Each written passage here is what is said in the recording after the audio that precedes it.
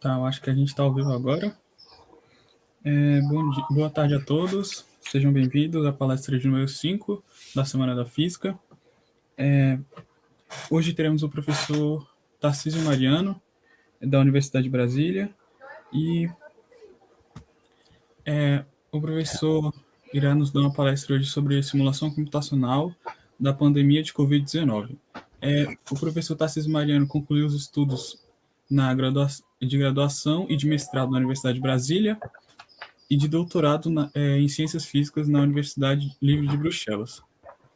O senhor gostaria de acrescentar mais alguma coisa, professor?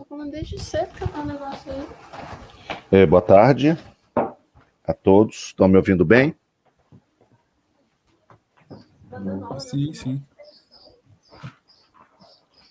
Então, vamos lá. Eu vou apresentar aqui para vocês, desculpe pela voz meio ruim que eu estou com sinusite, mas eu vou tentar falar aqui o que a gente tem trabalhado, essencialmente na modelagem da pandemia de Covid-19, desde o início dela, desde março do ano passado, com um grupo de pessoas pelo Brasil e pelo mundo, e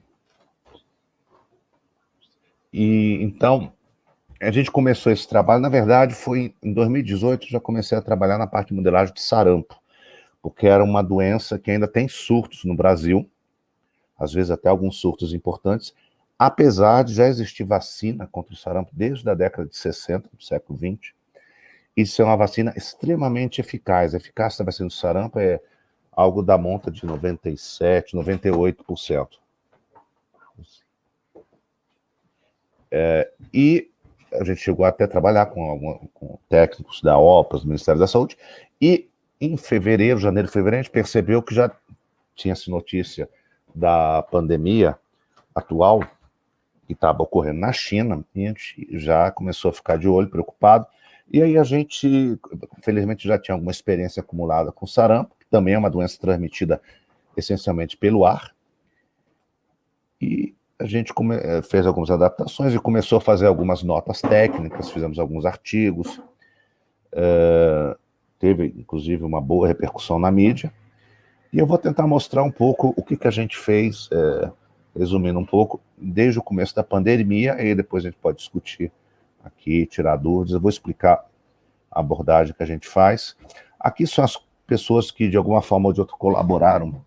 Eu colaborei com eles, eles comigo, nesse tipo de problema. Temos pessoas, enfim, em vários locais do Brasil, de diferentes especialidades, que vai desde físico a médico, a pessoas que trabalham com biologia matemática, sistemas complexos, etc. Porque o problema é bastante multidisciplinar e a modelagem que a gente vai fazer é uma modelagem matemática implementada no computador, então requer toda uma expertise ligada a isso. Alguns estudantes também têm trabalhado ou comigo ou com algum colaborador na temática de doenças transmissíveis, estão citados aqui, e a primeira coisa que a gente vai modelar a evolução de uma doença, a gente precisa ter informações sobre essa doença, dados, e todas as informações possíveis, né? Os parâmetros que definem a doença eu vou apresentar daqui a pouco, e a nossa abordagem ela é fortemente baseada em dados colhidos no mundo real, claro. Primeira coisa, a gente utiliza dados que são oficiais, que são fornecidos por cada Secretaria de Saúde de cada estado e Distrito Federal, e que são compilados no Ministério da Saúde. Eles têm um site, esses dados são disponibilizados publicamente. Ou seja, dados que qualquer pessoa pode pegar e tentar replicar a análise que a gente faz. Isso é sempre importante, ciência. Uma coisa que é importante também, que define a qualidade dos dados, é a disponibilidade de testes para a COVID. Né? Muitos de vocês provavelmente já tinham feito talvez algum teste, ou mais de um. E, infelizmente, no Brasil, a gente testa muito pouco. A gente ocupa centésima, vigésima, alguma coisa, posição no mundo entre todos os países, em testes por milhão de habitantes. Isso é um problema, porque isso dificulta identificar o número de casos, né? Então, casos, o número que a gente ouve falar, o número é muito distante do número real, por causa disso. Na verdade, o número real de casos no Brasil, ele varia entre 5 e 13 vezes o número atual, a depender do estado e do local. No Brasil, é da ordem de 5 vezes mais, grosso modo, por causa da baixa testagem. Muita gente tem sintomas leves, a grande maioria tem sintoma leve, nem percebe, ou fica em casa e nem testa. A gente, então, utiliza o número de mortes como dado mais seguro.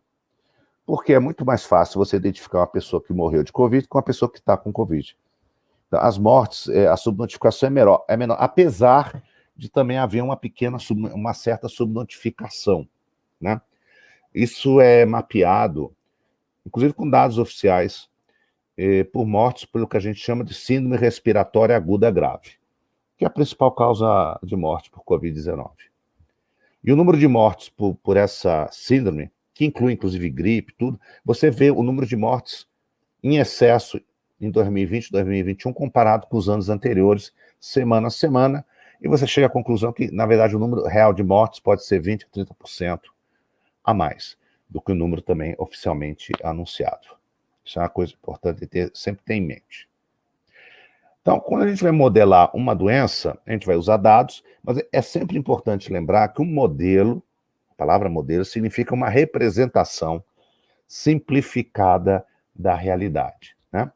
A gente não consegue descrever a realidade exatamente como ela é, ainda mais num caso uma situação tão complexa em que você tem pessoas interagindo, se deslocando, e cada pessoa reage de forma diferente à doença.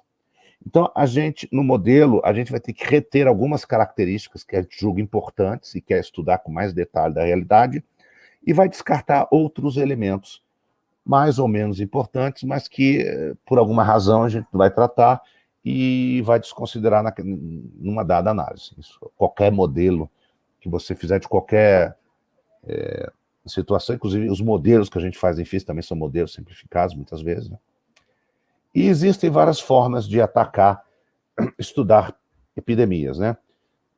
Modelos com compartimentos, que é o que eu vou apresentar para vocês, CIR, SER, esses nomes têm a ver com os compartimentos, né? CIR quer dizer suscetível, infectado e recuperado da doença. SER é suscetível, exposto, que está incubado, infectado, que tem a doença e transmite, recuperado e assim por diante. Modelos estocásticos que levam em conta flutuações aleatórias, ou processos estocásticos que descrevem a doença, também envolve aspectos complementares, modelos com metapopulações, em que eu olho, por exemplo, como é que a doença se alastra entre cidades, ou bairros, ou países. Então, você tem modelos para tratar esse aspecto da realidade. Redes complexas também, que envolvem relação entre pessoas, estruturas entre essas relações, ou mesmo entre cidades. E redes neurais também, em particular modelos que você consegue descrever, prever a evolução, sem saber exatamente quais são as equações que descrevem o seu modelo, por isso que a gente diz predições livres de modelo.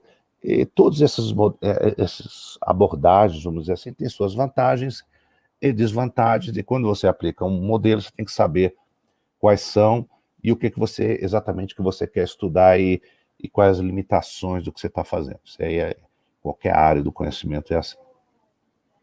Sim, eu não coloquei aqui deixa eu botar para ficar mais fácil. Assim, pronto. Agora, eu preciso também, para tratar a doença, saber algumas características importantes dela. Tem alguns parâmetros epidemiológicos que eu coloquei aqui. Por exemplo, taxa de recuperação do hospital é essencialmente 1 sobre o tempo médio que a pessoa permanece hospitalizada, quando ela dá entrada no hospital.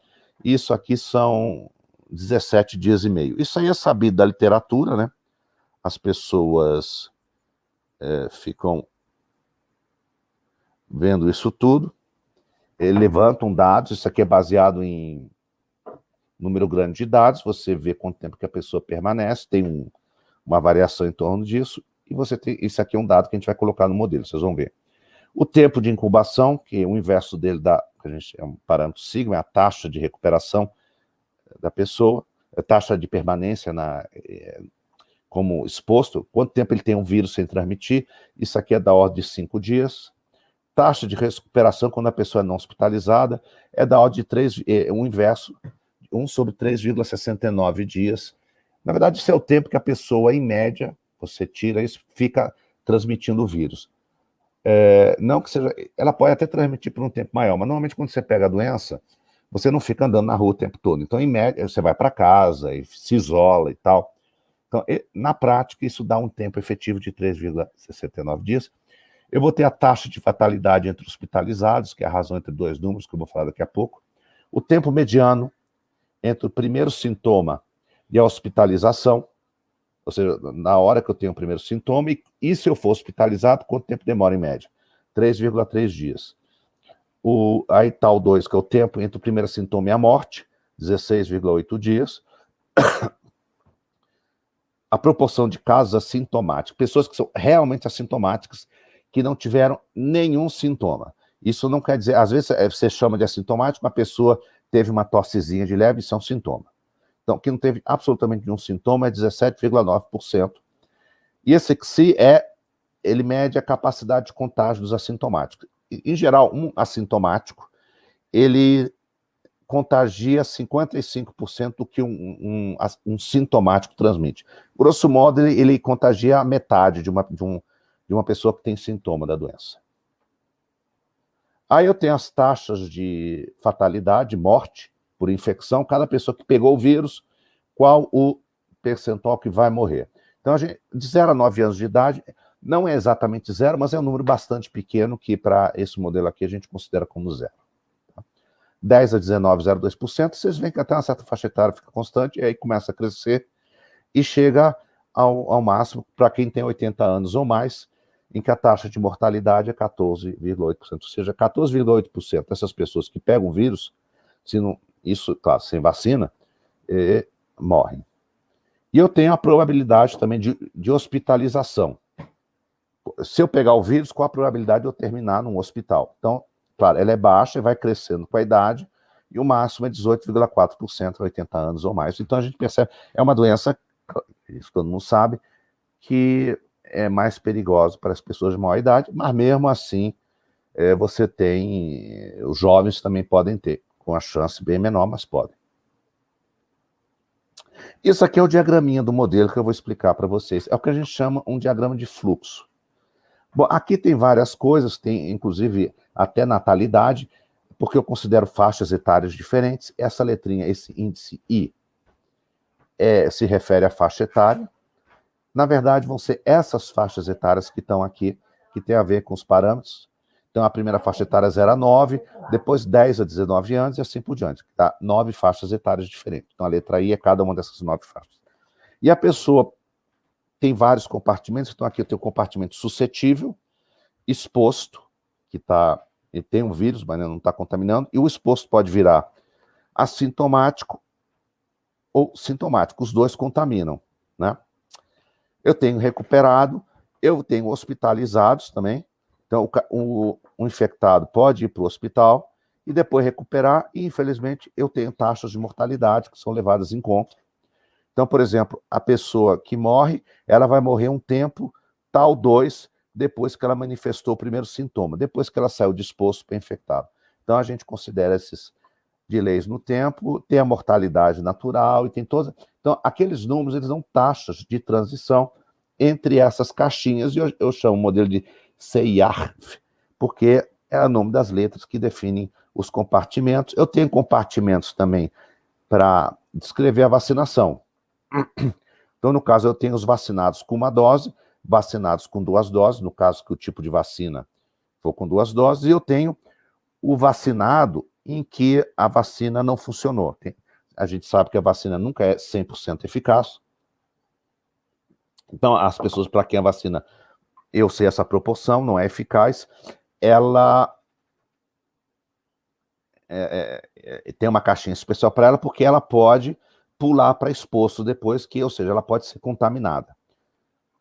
E aí tem todos os números de vacina, aqui a gente leva em conta Esse K quer dizer os diferentes tipos de vacina, que são no Brasil, grosso modo, são 4 vacinas que têm sido aplicadas, e cada uma tem sua eficácia diferente para 1 e 2 doses, então a gente considera isso no modelo.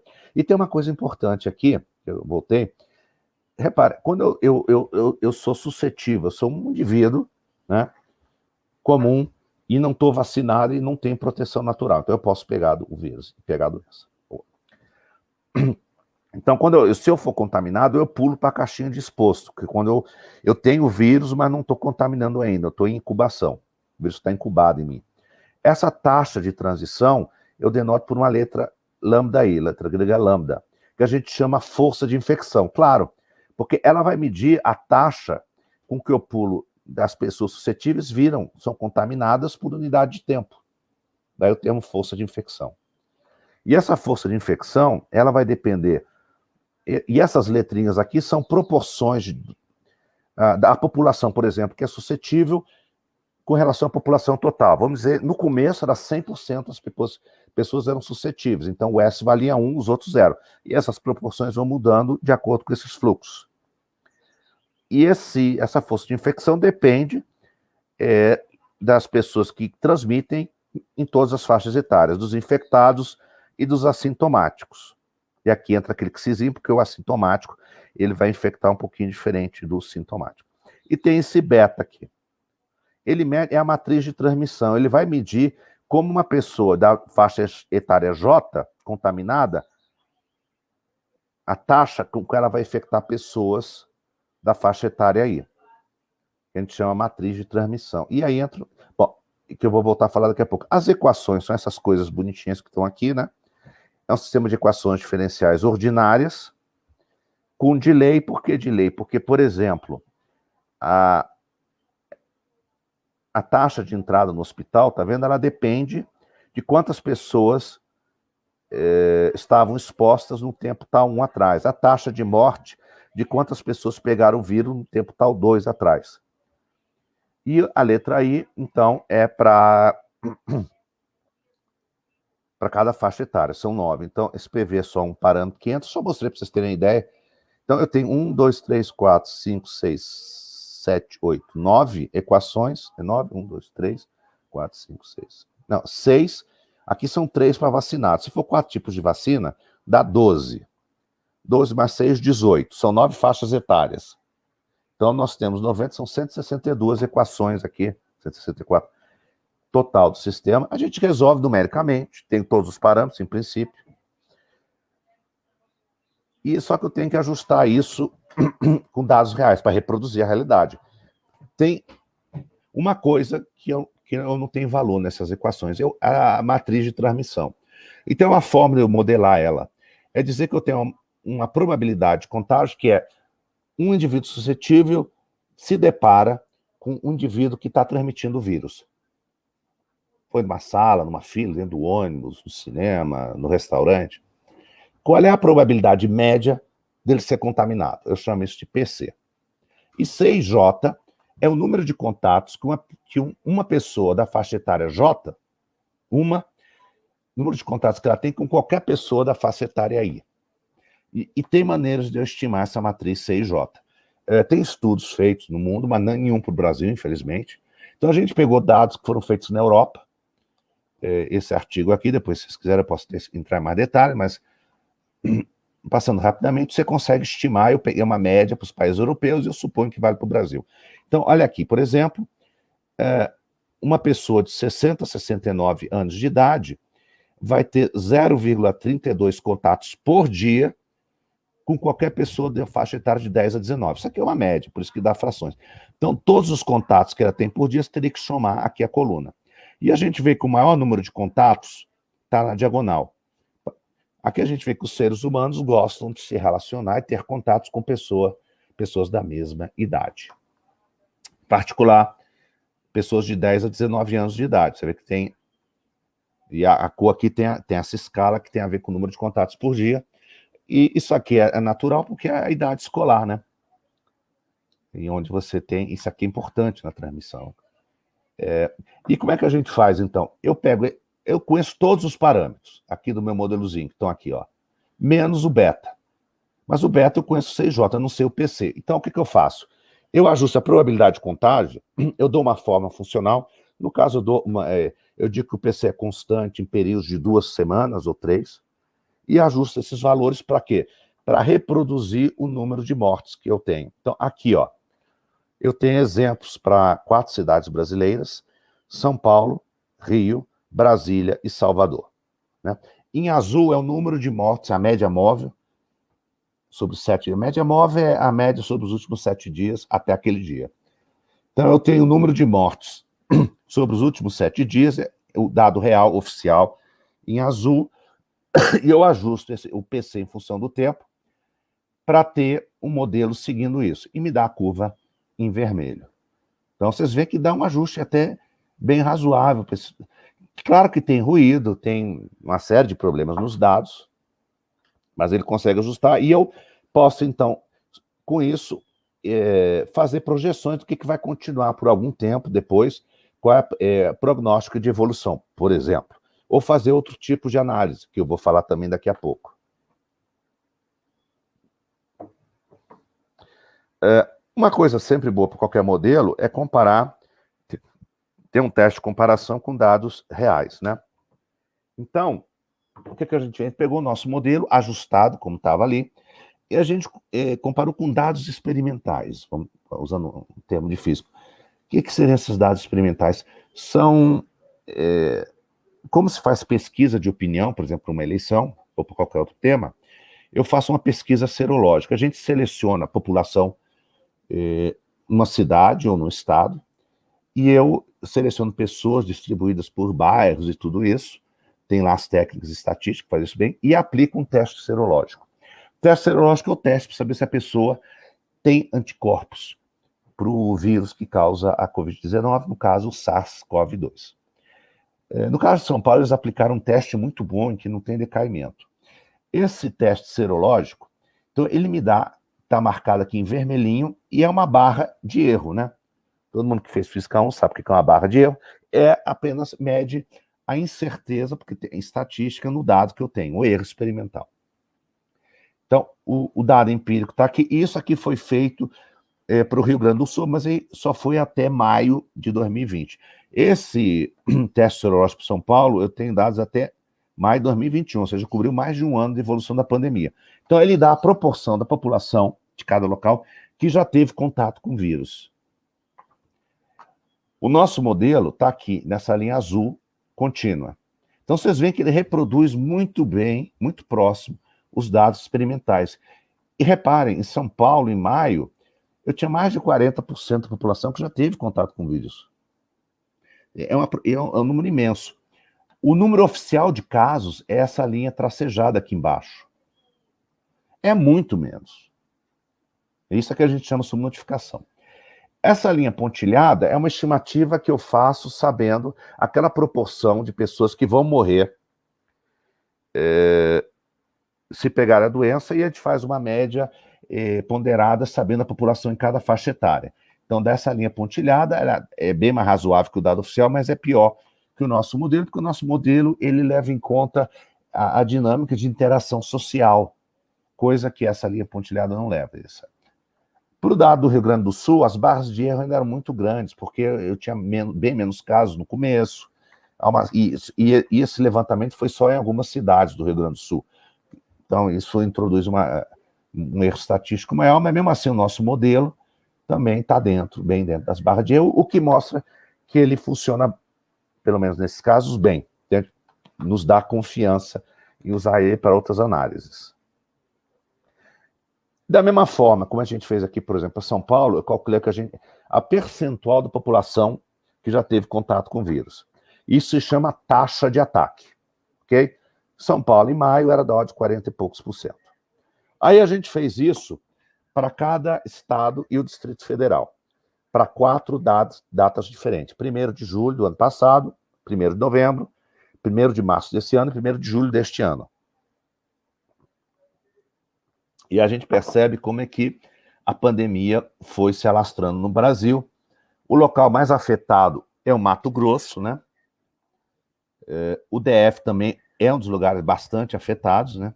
Você vê que Bahia um pouco menos, Maranhão menos, Pará um pouco menos, mas todos, de modo geral, a gente teve uma disseminação e a gente percebe que as situações variaram muito, variam bastante dentro do Brasil. Isso aqui foi publicado nesse artigo que está aqui, pessoas do grupo, por mim. Outra coisa interessante que esse tipo de modelo permite fazer é analisar estratégias de vacinação, né? Isso foi um trabalhinho também que a gente fez, mas já tem algum tempo, que está aqui nesse, é um preprint, que está, a primeira versão dele está aqui nesse link, para quem quiser olhar. A gente considerou que, na população, de modo geral, existem pessoas que têm muitos mais contatos, né, na sociedade.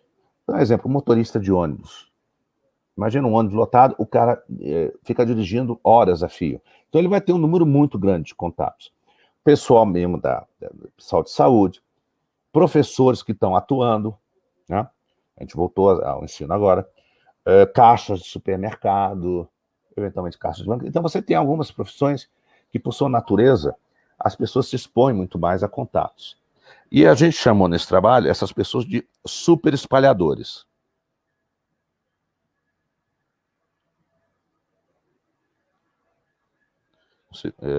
Então,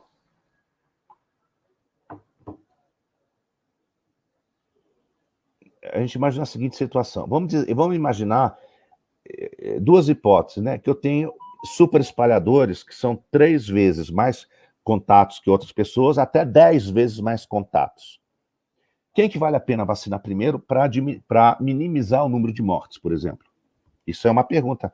A gente tem vacinado o mundo todo praticamente primeiro o pessoal, claro, da saúde, que está mais exposto, justo, e as pessoas mais velhas, vai descendo em idade.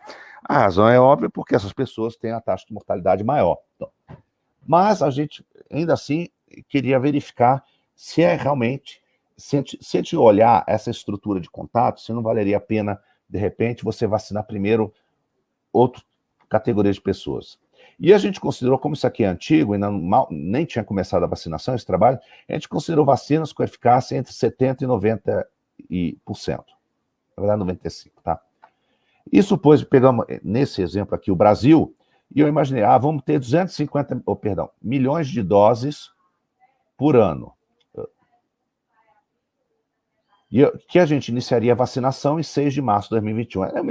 É um cenário hipotético. Então, 250 milhões de doses, 2 doses por pessoa, eu vacinaria 125 milhões de pessoas em um ano. Na verdade, até hoje em dia, a gente está numa situação até um pouquinho melhor que esse cenário, mas foi o que a gente supôs. E a gente traçou 2 cenários diferentes. Eu começo a vacinação pelos mais idosos, tá? É o cenário 1. E o cenário 2, eu começo a vacinação pelos super espalhadores, essas pessoas que têm mais contatos, e depois eu vaciná-los, eu vacino os mais idosos e vou descendo a idade. Esses super espalhadores, eu supus que eram pessoas entre 30 e 40 anos de idade, que a maioria das pessoas ativas economicamente, só para facilitar no modelo, e aqui o resultado quando a gente olhou. Então, aqui as curvas, tem uma curva em azul, essa eu não vacinasse ninguém. E aqui eu tenho a evolução do total de mortes no Brasil, sem ter vacinado ninguém. Entre a curva, cada região sombreada, ela é delimitada por 2 curvas. A curva em que o super espalhador é 3 vezes mais contatos e o não espalhador, ou 10 vezes mais contatos, ok? Mesma coisa para a curva verde e vermelho. Só que a curva verde é a vacinação só começando pelos idosos, e a curva em vermelho começando pelos super espalhadores. Aqui é um zoom. E a gente percebe o seguinte, que se esses super espalhadores tiverem um número de contatos só algumas poucas vezes maior que a faixa etária deles, não tem muita diferença com vacinar eles primeiro. Mas, se eu me aproximar de 10 vezes mais, aquelas categorias que realmente têm muitos mais contatos, você minimiza o total de mortos vacinando eles primeiro. Então, isso aqui é só um exemplo de como que você pode usar o modelo para pensar a sua realidade e fazer hipóteses e testá-las, porque a gente não pode fazer experiência com o ser humano dessa forma, obviamente. e a pandemia só vai acontecer uma vez no país. Então, a gente pode testar hipóteses para guiar políticas públicas e pensar alternativas de enfrentamento. Isso é uma coisa importante. Como eu disse, isso aqui está nesse pré-print que está relatado aqui. Tem alguns outros resultados lá, a gente discute com mais calma. Outra coisa que a gente fez foi analisar a questão, por exemplo, do isolamento social. Qual foi o papel, qual a importância dele em conter a pandemia? Porque a gente vê até hoje, infelizmente, pessoas que dizem que isso é besteira, que não funciona, que dá problema, enfim. Apesar de muita evidência já existir dizendo que funciona assim. Então, o que a gente fez? Bom, primeiro nós físicos, a gente gosta de medir as coisas com números, a gente gosta de números, você sabe. E aí eu tinha que ter uma medida de isolamento social. Claro, como é que eu vou medir isso? É sempre uma coisa meio complicada, complexa e arbitrária, mas a gente utilizou, nesse caso aqui, dados da Google, que é uma empresa, e eles coletam dados de localização quando vocês estão com o celular na mão, aqueles que autorizam, eles agregam dados de onde você estava, que tipo de localidade, e dispõem isso publicamente, claro que sem botar o nome de vocês, senão, né, qualquer pessoa poderia saber onde o outro está andando, isso não é coisa boa. Mas, e eles disponibilizam a variação de tempo com relação a uma que a gente chama linha de base, que foi janeiro e fevereiro de 2020. Então, em média, as pessoas em cada lugar permaneceram numa dado tipo de localidade tanto tempo. E aí eles medem a variação percentual disso com relação a essa linha de base. Então, tem 6 categorias de locais. Varejo e lazer, que eu chamei o número, essa variação de D1. Mercados e farmácias, D2. Parques, D3. Estações de transporte público, D4. Locais de trabalho, D5. E áreas residenciais, D6. E aí eu supus o seguinte: ficar em área residencial é bom. Então eu vou botar um sinal negativo aqui, ó. E ficar nos outros locais é ruim. Eu ir trabalhar, andar de ônibus, ir no mercado, ir no cinema, no teatro, né? E ir para balada. Então eu botei um sinal mais nisso. E eu fiz uma média ponderada desses números, onde o peso é um tempo um pouco arbitrário, mas não tinha jeito, do tempo médio que você permanece em cada local, tipicamente. Então, por exemplo, área residencial, grosso modo, metade do dia. Então, o peso é 12 horas sobre 24 horas. Local de trabalho, 9 horas por dia. Né? E por aí vai. Isso aqui pode se discutir. E eu somei 100. Esse somar 100 é só para o número de referência estar perto do 100, que é a linha de base. Mas isso aqui não afeta as conclusões. Aqui, então, tem esse que eu chamaria um índice de isolamento. Quanto maior ele é, pior. Quanto menor ele é, melhor. Mais isolado eu estou, digamos assim. Aqui é para todos os estados brasileiros e aqui para todos os estados americanos. Há algumas diferenças, mas você vê que, grosso modo, no começo, ele caiu bem rapidamente no começo da pandemia, depois foi subindo, aí veio a segunda onda, ele caiu um pouco, e hoje em dia a gente está, praticamente não existe mais isolamento. E como é que eu vou analisar se esse isolamento teve um impacto bom ou ruim, ou não teve nenhum impacto sobre a pandemia? Então, a minha hipótese é a seguinte. Lembra que eu falei aqui dessa taxa de transmissão, esse beta aqui, que entra aqui, ó, na nossa força de infecção. Quanto maior o beta, maior a força de infecção.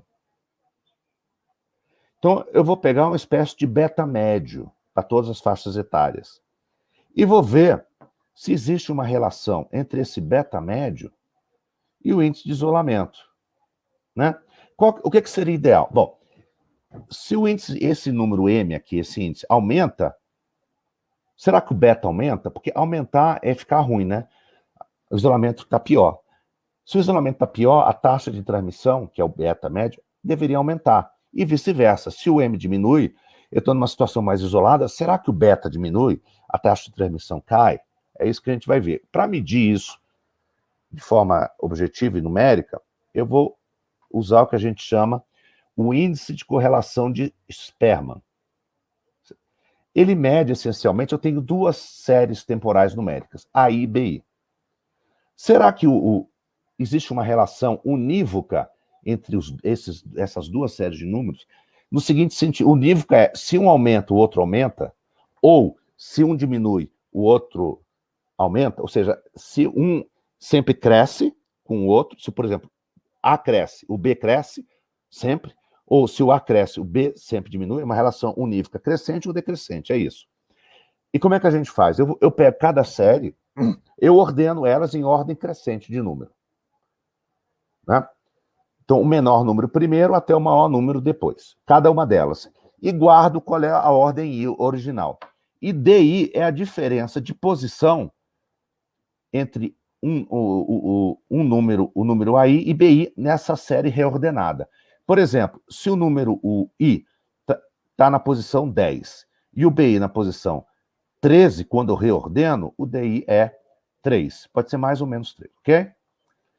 E a correlação de esperma, ela é dada por essa expressão, ela é calculada com esse DI.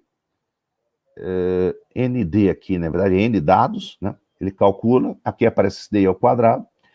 Então, quando a relação é exatamente unívoca e crescente, a correlação de esperma é 1. Se ela é exatamente decrescente, é menos 1. E aqui no meio você tem as relações aproximadas, crescentes ou decrescentes. Então, você pode medir de que forma, quando, por exemplo, o A cresce, se o A vai crescer sempre com a tendência, vamos dizer assim, do B crescer ou diminuir. Então, o que a gente vai fazer? Eu vou pegar esse índice, esse beta médio, ele é calculado assim.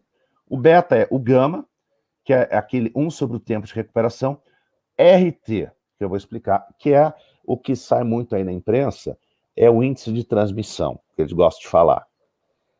Ele não é um índice de transmissão. O índice de transmissão é o beta. Isso aqui é importante fazer essa distinção. O RT é o número de reprodução básico, que depende do tempo. Esse Tzinho que está aí é o tempo. Ele mede para cada indivíduo que está com vírus agora, quantas pessoas ele infecta no tempo que ele permanece contagioso. Por exemplo, se o R é 3, cada pessoa contaminada vai contaminar outras 3 pessoas. Então, se o tempo médio que o sujeito fica, vamos dizer, fica transmitindo 3, 4 dias, e nesse período ele vai contaminar 3 pessoas. O R 0 é o R sem nenhuma medida tomada, e no caso da Covid, ele está entre 3 e 4, as estimativas, que depende de cada localidade. Esse é o número de reprodução que sai aí na mídia como a taxa de transmissão. A taxa de transmissão é o beta.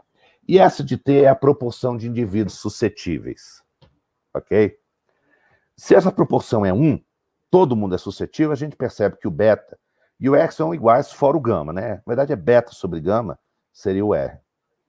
Claro, porque se o cara fica infectando durante 3 dias, em um dia, e ele infecta 3 pessoas, em um dia ele vai infectar uma pessoa por dia, grosso modo, por isso que tem esse gamazinho aqui.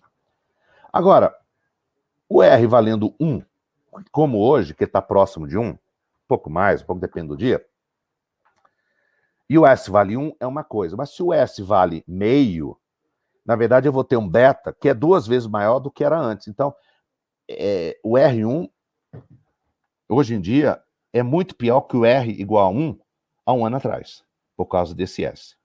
Então, o que a gente vai olhar é esse beta, a real taxa de transmissão.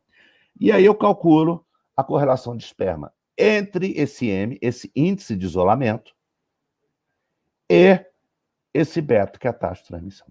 Então, aqui, ó, a gente fez isso para todo o período da pandemia, até início de julho. Esse gráfico é para os estados brasileiros, cada estado brasileiro. Aqui é para cada município brasileiro com uma população com mais de 750 mil habitantes. E aqui embaixo, para os países europeus, da Comunidade Econômica Europeia, mais Reino Unido, e para os países que tinham dados da Google, que eu preciso, e pelo menos 1.000 mortes por Covid no ano passado, para poder ter significância estatística. O que a gente percebe? Que essa correlação de esperma, ela é sempre positiva. Ou seja, em alguns casos, claramente acima de meio. Em particular, no Reino Unido, ela é quase 1. E aqui também na Itália, não, desculpa, na Bélgica. lugar que eu fiz meu doutorado, e também na Espanha. Então, quanto mais próximo de um, mais perfeita essa relação nível. Então, o fato que é positivo em todos eles, claro que tem variações, significa que, em geral, a maior parte do tempo, a tendência é que, se o M aumentar, ou seja, se o meu isolamento ficar pior, o beta aumenta, ou seja, a transmissão do vírus aumenta. E vice-versa. Se o meu isolamento diminuir, né, se eu me isolar menos, não, se o isolamento aumentar e o M diminuir, o beta diminui. É isso que está dito aqui. Então, isolar é uma coisa boa. A gente fez também para os Estados Unidos. Então, aqui eu vou ter para cada... embaixo, cada estado americano, e em cima, para os principais condados americanos. O condado lá é o equivalente ecológico ao nosso município. Eu peguei os condados com 1 milhão de habitantes ou mais. Então, eu vou explicar esses gráficos. Aqui, o lado esquerdo é a correlação de esperma. Você vê que, de modo geral, ela é positiva. Só que as barrinhas aqui têm uma cor que corresponde a essa escala que vai de 0 a 90%. Elas indicam o quê? É o percentual de tempo em que cada local você era obrigado a usar máscara. Porque nos Estados Unidos, diferente do Brasil e da Europa, nem todo lugar obrigou legalmente a usar máscara. Né? Por exemplo, vocês lembram que no DF você é obrigado a usar máscara. Nos estados brasileiros você é obrigado. Lá não era o caso. Tem lugar que até hoje, praticamente, você nunca foi obrigado a usar máscara.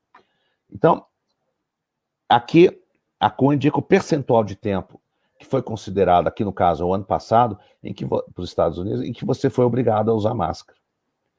A tendência é que, onde você era obrigado a usar máscara, a correlação de esperma é maior, e aqui o preto, onde não tinha obrigação. Mas mesmo assim, mesmo no lugar que muitas vezes você não era obrigado a máscara, você tem uma correlação positiva. E aí a gente fez o seguinte, eu só vou considerar agora essa correlação no período que eu era obrigado a usar máscara. Está o resultado do lado direito aqui. Em preto, são aqueles lugares em que nunca foi obrigado a usar máscara. Então, a correlação de esperma melhora, ela tende a ficar maior, mais próxima de 1 que a relação esquerda. Ou seja, no período em que eu era obrigado a usar máscara, se eu obrigava as pessoas, isso não quer, onde não era obrigado, não quer dizer que elas não usassem.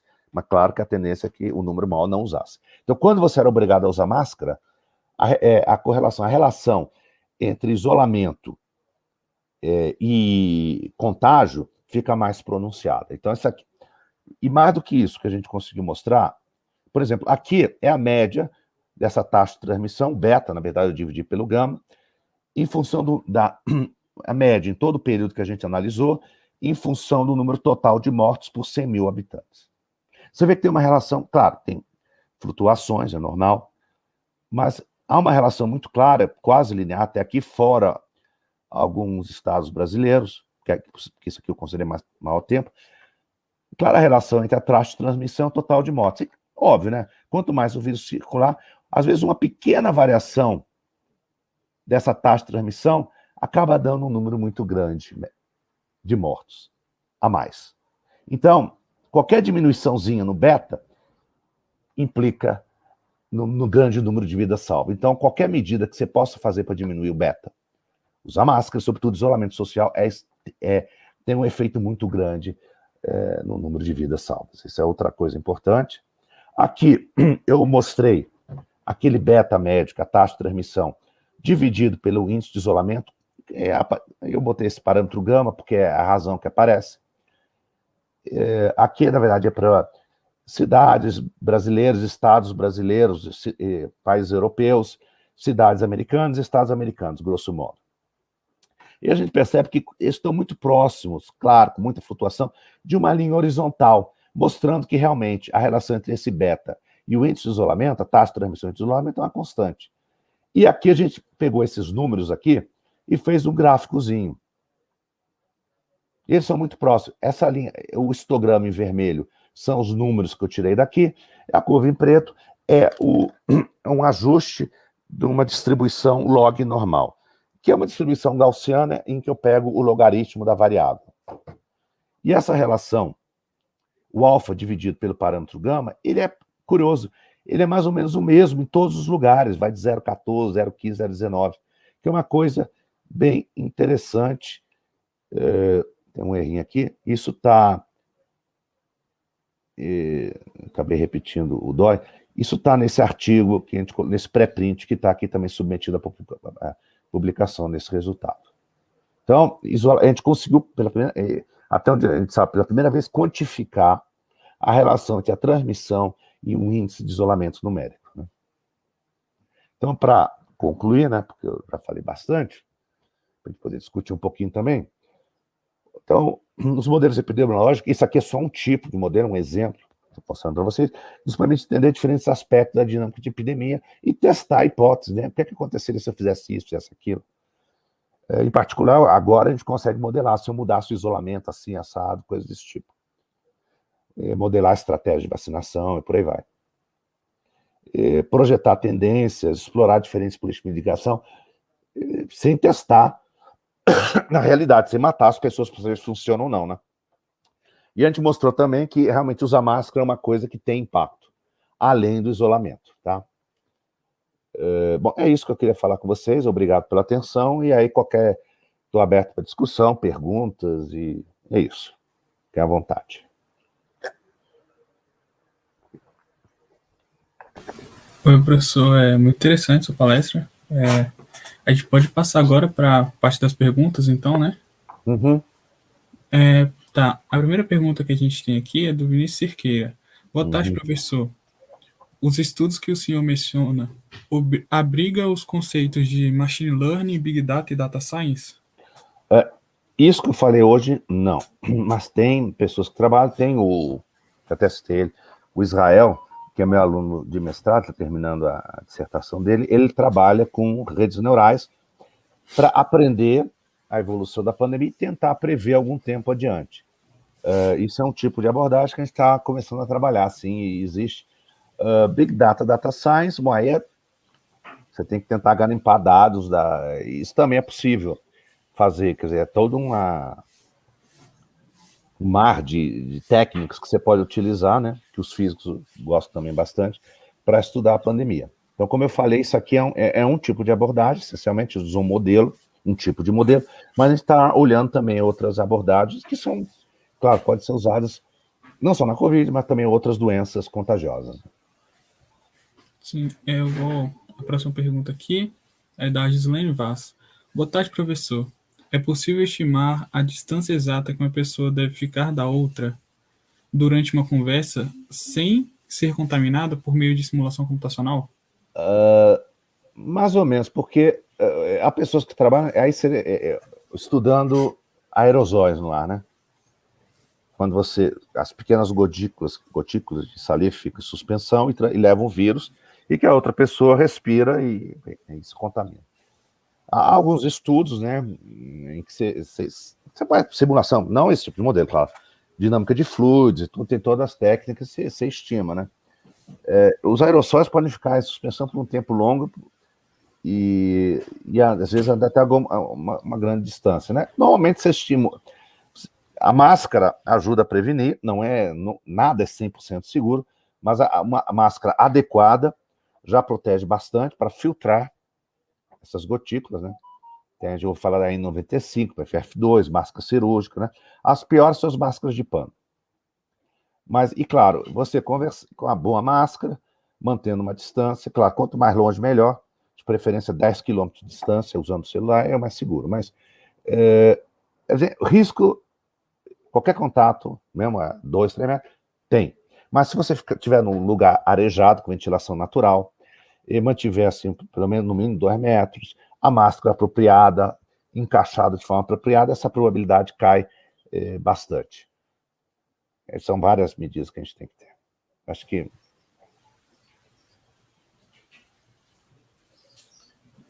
Então, vou passar para a próxima aqui, do Carlos Roberto. Há alguma explicação para que em Curitiba a beta seja tão menor do que nas outras demais cidades? Depende de quando que você falou, porque Curitiba já teve uma situação bem complicada também, né? Quer ver? Deixa eu ver aqui lá eu tinha mostrado aquele mapinha das do Brasil com a taxa de ataque, seja o percentual de pessoas já...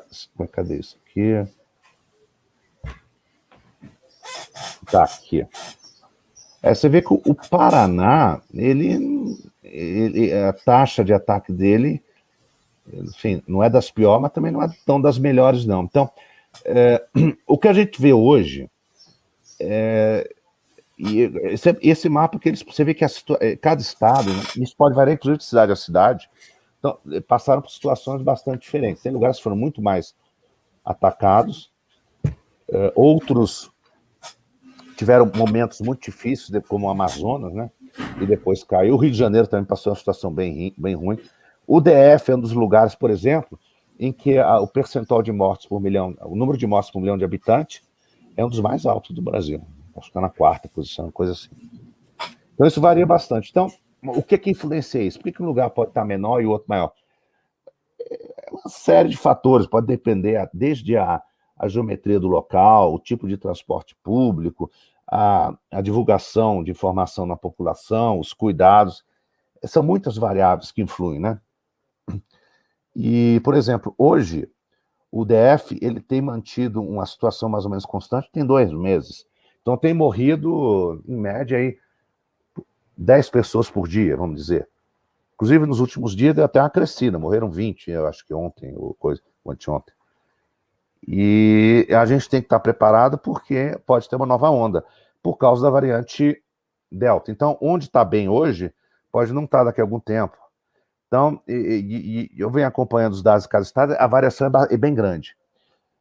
E isso pode também depender da qualidade dos dados de cada estado, é bom lembrar. A gente segue o número de mortes. O número de casos, ele é muito longe da realidade.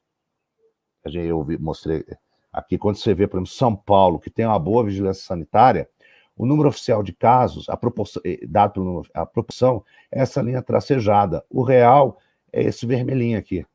Então, a distância é muito grande. Se você calcular o RT ou o beta, na verdade é o RT que eles divulgam, usando esse dado vai dar uma coisa, usando o real é outra coisa.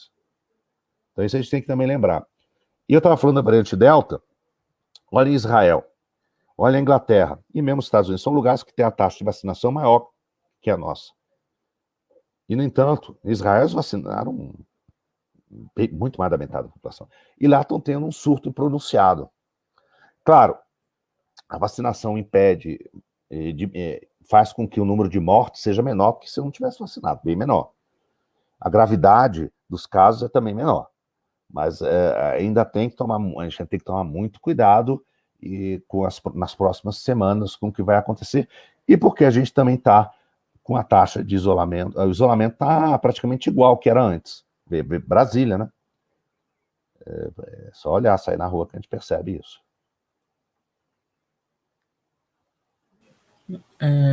Pode passar para a próxima, professor? Pode. Pode? Tá. A próxima pergunta foi do Fernando Henrique. Professor, o senhor poderia comentar o prognóstico que podem ser obtidos através dessas modelagens computacionais para estimar a erradicação da Covid-19? Sim, vamos lá. Primeiro, eu acho que vai ser muito difícil a gente erradicar esse vírus. Eu sempre lembro isso. Até hoje, a humanidade só conseguiu erradicar um único vírus, que é o vírus da varíola. Né? Eu fui vacinado contra a varíola. O pessoal de 20 e poucos anos, os estudantes da UNB, certamente não. Porque essa doença foi erradicada no mundo. É a única. E a primeira vacina que foi criada no final do século XVIII, na verdade, 18 para 19. Então, de onde vem a palavra vacina, vem daí porque o anticorpo, eles injetavam varíola na vaca e tirava o anticorpo da vaca para dar nas pessoas, né? Enfim, o vírus, conheço os detalhes porque sou apenas físico, mas a vacina, o nome vacina vem de vaca, tá? Quem não sabe. E é o único vírus que foi eliminado. O sarampo tem uma vacina desde os anos 60. Eu fui vacinado em 67, pra vocês terem uma ideia, contra o sarampo. E a gente não eliminou, a gente não tem surtos aqui e acolá de sarampo, mesmo em adultos. Em Manaus, em 2018, teve um surto importante. São Paulo, em 2019, teve um surto importante. O Rio chegou a ter. de vez em quando, e em outros lugares do mundo. E a eficácia da vacina para o sarampo é 97%, uma coisa, 98%, que é mais eficaz que as vacinas da COVID, do SARS-CoV-2, da Covid-19, com detalhe que o sarampo não tem problema de mutação como o vírus do Covid-19 tem. Então, esse vírus, e muitas pessoas dizem, ele vai permanecer entre nós por muito tempo. E erradicar, eu acho que o que nos falta é continuar por algum tempo, ainda tendo os devidos cuidados, infelizmente, e vacinar rapidamente, de preferência todo mundo, né? Desde criancinha até o idoso. No Brasil já está se vacinando adolescentes, já há teste em crianças mais jovens no mundo, e espero que em breve a gente possa vacinar as crianças, e não se sabe também se vai ter que ter dose de reforço todo ano, etc., como é o caso da gripe. Então, eu acredito que erradicar acho muito difícil. Agora, sobre a evolução da pandemia, a gente fez prognósticos e, de modo geral, você consegue prever tendências. É claro que, como a gente percebe que depende de muitos parâmetros, depende, inclusive, do comportamento das pessoas, depende de como é que as medidas do governo que vai ocorrer no futuro vão ser. Então, isso influencia o prognóstico. Então, prever o futuro é sempre algo muito difícil. Eu gostaria muito de prever o futuro, porque eu estaria rico, mas, infelizmente, a gente consegue prever tendências com certas margens de erro e tal. Mas o que a gente percebe é que, no Brasil, de modo geral, eu acredito que mais da metade da população já foi infectada pelo vírus. Se em São Paulo estava em 44, lá em janeiro, imagine agora. Né? Então, 44 não é nem um modelo, isso é dado medido, né, por teste serológico. Então, isso é uma das coisas que está fazendo cair, é porque as pessoas, grande parcela das pessoas têm a imunidade natural. Isso, muitas vezes, você tem reinfecções, eu conheço casos, né, amigos pessoais que tiveram mais de uma vez, a gente ouve falar, mas ainda assim, a grande maioria retém a imunidade natural por 6 meses a um ano, pelo menos, e também você tem a vacinação, isso tem feito cair. Mas com a variante Delta, pode voltar a subir. Então, eu ainda fico bastante preocupado, e é difícil prever no modelo essas variantes, porque às vezes pode estar mudando os parâmetros, que eu supus que tinha um valor, mudou para outro. A gente não tem muita informação sobre a taxa de reinfecção. Ainda não se sabe bem quanto tempo dura a imunidade natural, como é que qual a probabilidade que já teve ser reinfectado, e isso eu poderia colocar no modelo se eu soubesse esses valores, né? Não sei. Então isso limita também, nesse estágio atual, de fazer previsões muito precisas, né? É isso que eu acho que responde mais ou menos a pergunta. Sim, muito bom, professor. Tem mais uma, do Vitor Machado. Com esses modelos de transmissão, como esses modelos de transmissão lidam com as perdas de imunidade causadas por novas variantes e com as mudanças nas taxas de transmissão geradas por elas? Pois é, como eu falei, eu posso, por exemplo, a taxa de transmissão, eu posso, se eu souber como ela variou no tempo, é muito simples, eu botar lá no meu programinha, esse número aqui variou, tal momento vale tanto, tal momento vale tanto. Se eu souber, o problema é que isso, as novas variantes ainda não têm dados tão precisos ainda. Você pode fazer hipóteses, por exemplo, isso é uma coisa interessante também. E sobre a taxa de como é que isso influi na imunidade, eu poderia, por exemplo, isso também seria, se eu tiver o dado real, isso seria muito simples. Aqui, por exemplo, tá vendo o modelinho? O cara é recuperado e ele nunca sai daqui. Eu posso botar uma setinha que joga ele para suscetível. Ou seja, uma certa percentual por unidade por ano da caixinha recuperado volta a ser suscetível. Então, ele perdeu a imunidade. Né? Então, eu posso fazer isso no modelo se eu souber qual é essa taxa, mas eu não sei. E ela pode variar, enfim. Então, quando você tiver informação, você pode colocar. Mas esse tipo de modelo depende muito e não tem como ser de forma diferente desses dados. Eu poderia também estimar, supor que eu sei que o número de mortes é tal, exato, e tentar deduzir isso. São coisas que dá para fazer. Então, você usa certos dados para conhecer outros dados. De preferência, os dados que você usa, você reza para que eles sejam bons, né? Para tentar descobrir o que é. E o Covid-19 tem esse problema. É uma doença que está aí não tem nem 2 anos, você vai ganhando conhecimento cada vez mais, mas ainda é um tempo muito curto para você ter conhecer tudo que é preciso saber. Professor, a gente tem uma última pergunta aqui, do Sim. Carlos Roberto novamente. Uhum.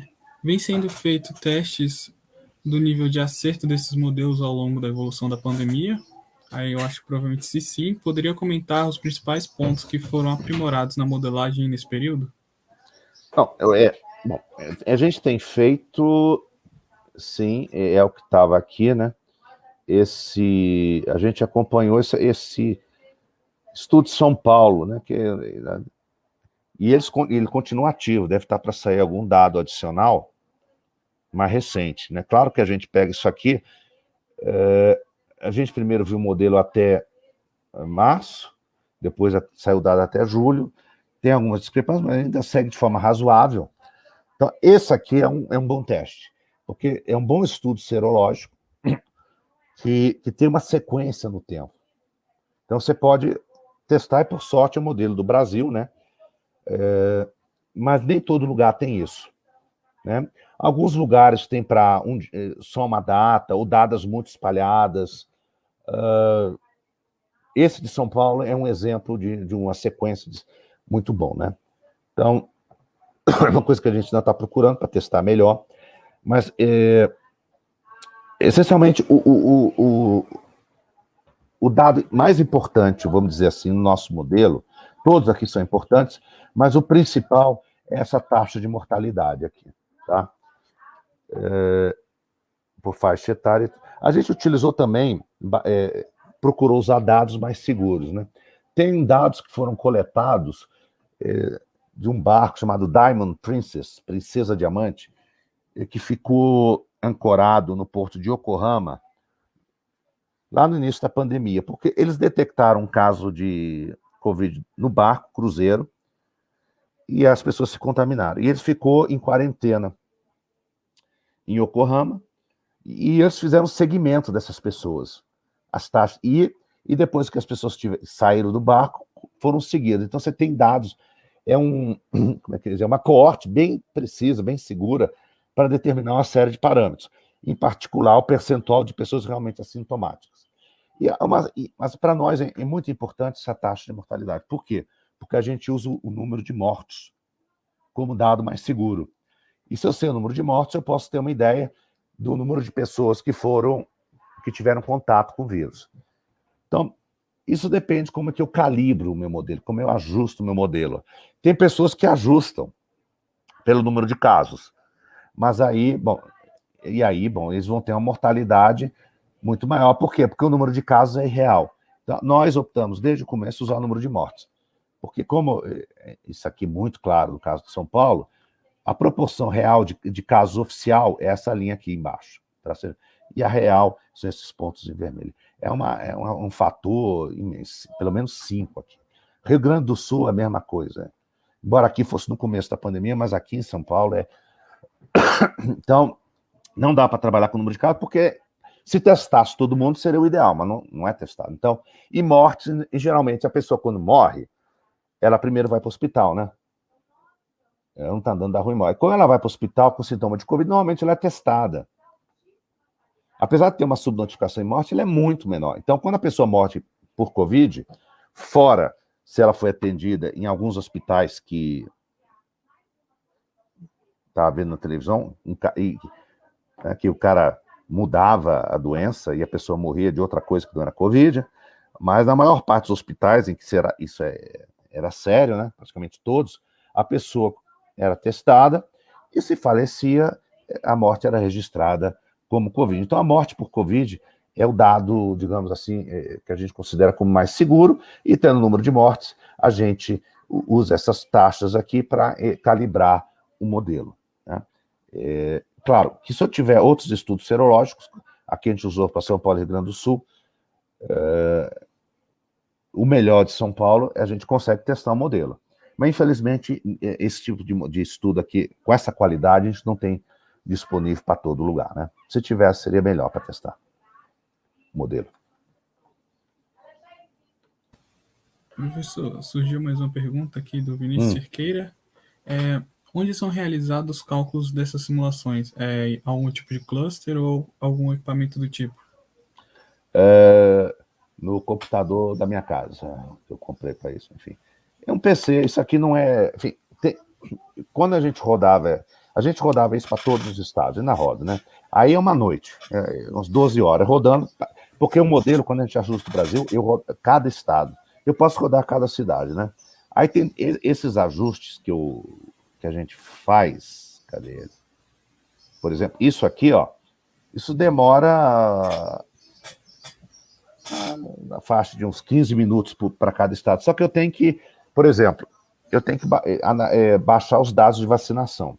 Os dados de vacinação, essa é a parte mais demorada, porque hoje em dia são 170 milhões de doses aplicadas, mais ou menos. Cada dose aplicada é uma linha no arquivo de dados. Cada linha tem uns 40 dados diferentes. Então, isso é o arquivo. O arquivo leva 1 hora para baixar. Aí ele tem que ser processado, enfim. Mas isso aqui, um PC, até um laptop, você consegue fazer. Não é a demanda computacional. Para o tipo de análise que eu apresentei aqui, hoje um computador, um bom PC dá conta do recado. Eu acho que tem mais uma pergunta, acho que é a última, acredito eu. Da Gislaine Vaz. Quais linguagens de programação são usadas nos estudos de simulação da Covid-19?